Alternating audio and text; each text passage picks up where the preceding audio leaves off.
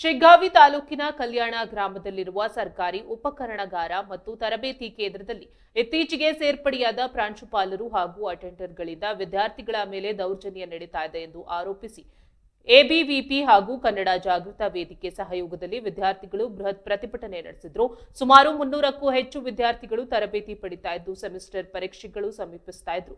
ಬೋಧಕರ ಕೊರತೆಯಿಂದ ಕೆಲವು ವಿಷಯಗಳು ಪ್ರಾರಂಭವೇ ಆಗಿಲ್ಲ. ಪ್ರವೇಶಾತಿ ವೇಳೆ 70% ಪ್ರಾಯೋಗಿಕ ತರಬೇತಿ ನೀಡುವುದಾಗಿ ಹೇಳಿದ್ರು. ಅಗತ್ಯ ಯಂತ್ರೋಪಕರಣಗಳಿಲ್ಲದೆ ಭವಿಷ್ಯ ಹಾಗೂ ಉದ್ಯೋಗ ಭದ್ರತೆ ಕುರಿತು ಆತಂಕ ಎದುರಾಗಿದೆ. ಸಮಸ್ಯೆಯನ್ನ ಪ್ರಶ್ನಿಸಿದ್ರೆ ವಿಡಿಯೋ ಮಾಡಿ ಬ್ಲಾಕ್ ಮೇಲ್ ಮಾಡುವುದು, ಕಪ್ಪು ಹಲಗೆಯ ಪಾಠಗಳು ಅರ್ಥವಾಗದಿರುವುದು, 25,000 ರೂಪಾಯಿ ವಿದ್ಯಾರ್ಥಿ ವೇತನ ಬಾರದಿರುವುದು ಹಾಗೂ ಬಸ್ ಸೌಲಭ್ಯದ ಕೊರತೆಯಿಂದ ವಿದ್ಯಾರ್ಥಿಗಳು ಹೈರಾಣಾಗಿದ್ದಾರೆ. ಹಾಸ್ಟೆಲ್ ಕ್ಯಾಂಟೀನ್ನಲ್ಲಿ ಸ್ವಚ್ಛತೆ ಇಲ್ಲದೆ ಅನಾರೋಗ್ಯ ಉಂಟಾಗ್ತಾ ಇದ್ದು ಸಣ್ಣ ತಪ್ಪುಗಳಿಗೂ 200 ಬಸ್ಕಿ ಹೊಡಿಸಿ ದೈಹಿಕ ಕಿರುಕುಳ ನೀಡಲಾಗ್ತಾ ಇದೆ.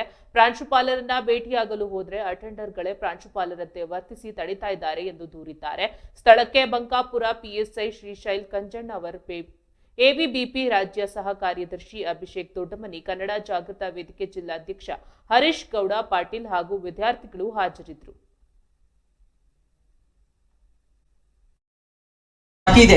ಪಿಕ್ಚರ್ ಅನ್ನ ಎಲ್ಲಿ ತೋರಿಸಬೇಕು ಅಲ್ಲೇ ತೋರಿಸ್ತೀವಿ. ಇಲ್ಲಿ ಟ್ರೈಲರ್ ತೋರ್ಸಕ್ ಬಂದಿದೀವಿ ಅಷ್ಟೇ. ನಾವು ಕೇಳೋ ಪ್ರಶ್ನೆಗಳಿಗೆ ಉತ್ತರ ಕೊಡಿ. ನೀವು 1 ತಿಂಗಳಿಂದ ಬಂದಿರೋ, 1 ವಾರದಿಂದ ಬಂದಿರೋ, 15 ದಿನದಲ್ಲಿ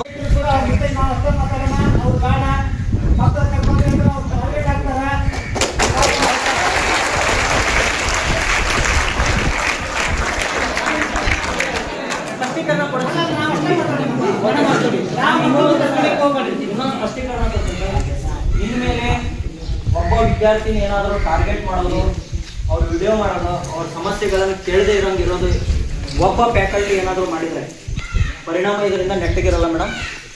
ನಾವು ನೋಡಿ, ವಿದ್ಯಾರ್ಥಿ ಪರಿಷತ್ತು ಯಾರನ್ನೂ ದ್ವೇಷ ಮಾಡ್ತಕ್ಕಂಥ ಸಂಘಟನೆ ಅಲ್ಲ.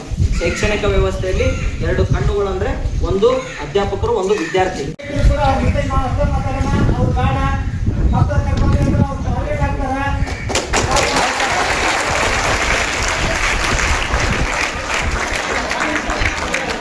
ಸ್ಪಷ್ಟೀಕರಣ